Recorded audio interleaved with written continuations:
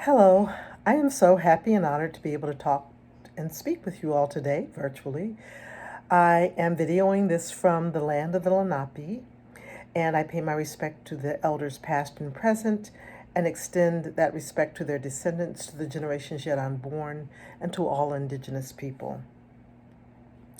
I have been pondering the question: how can institutions that train performing artists today instill the values of flexibility and responsiveness as central to the mindset and skill sets of future artists and leaders?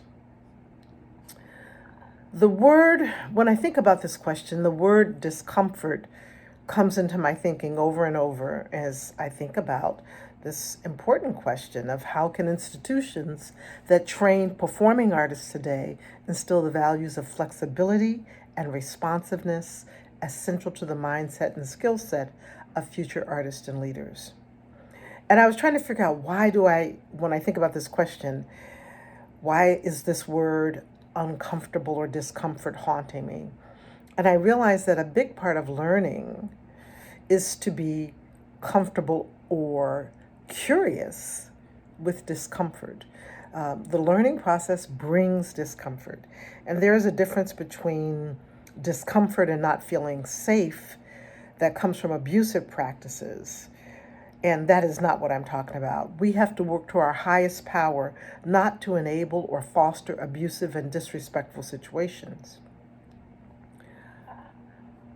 I often say to people that when they are in a space with me, a learning or creative environment, that is a safe space.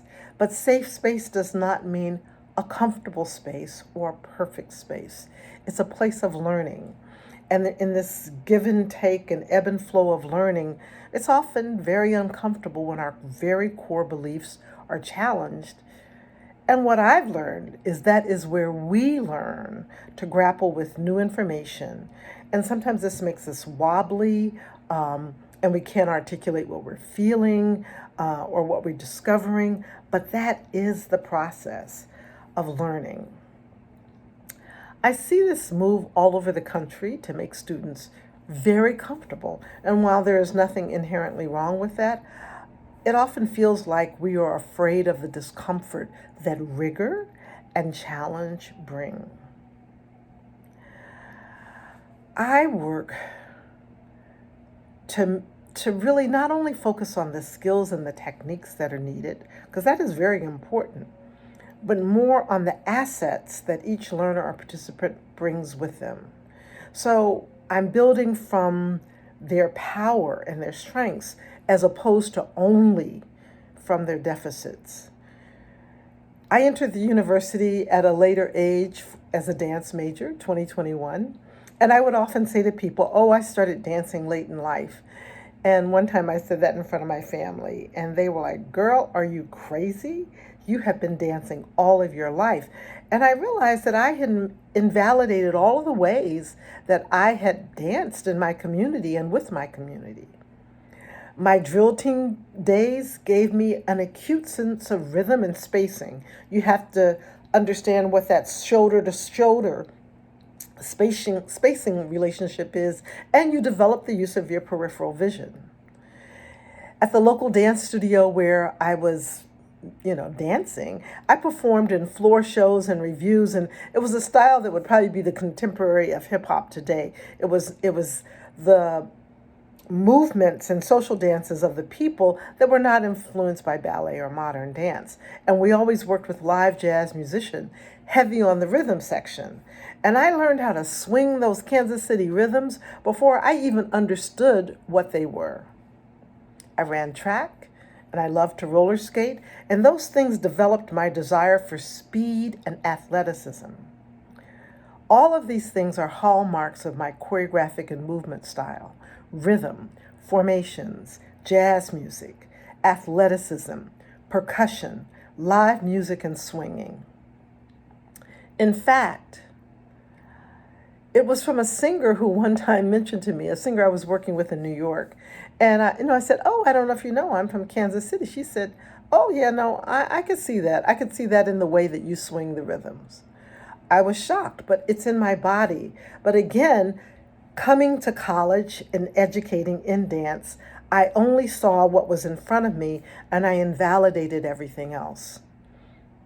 If we as educators can develop deep listening and deep seeing of each and every person, this is a really profound practice. And it will change how we educate and how we set up educational systems and create curriculums. As a young teacher, I used to get so annoyed when my students did not connect to something I repeated, emphasized, or that, I only saw what they weren't getting.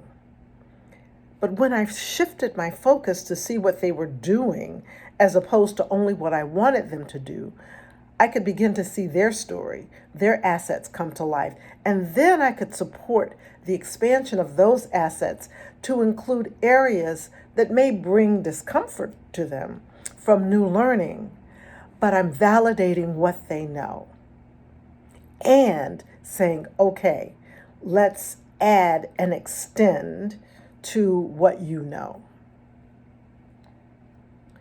I was very uncomfortable learning ballet and modern dance when I first started. I used to cry almost every day after class, but sometimes actually in class. But every weekend I would go out dancing as a restorative practice, as a way to restore my love of dancing. My training at the university was very rigorous, as it should have been. But it would have been so much richer if I had known that what I brought to the table had value. And my education would have been richer by seeing what others brought to the table that maybe they didn't know had value. We would have a stew pot that had been thickening and with so many more seasonings that could provide an environment where we would learn together. So when Jake Heggie asked me to work on an opera with him, to direct and choreograph his new opera Intelligence, I was like, well, again, like, oh, I don't know anything about this. And again, I was invalidating the things that I knew. And someone said to me, yes, you do. You know about music and storytelling and how they work together and big emotions and big drama. That's the work you've been doing all your professional life. But again, that tendency to invalidate the things that we know and to put the things that we don't know at this higher level. So I'm glad Jake had faith in me, and I'm very excited to be working with him.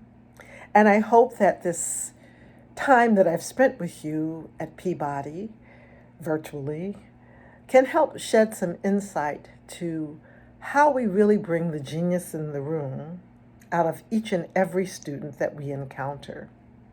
So thank you, and I hope to see you in person soon.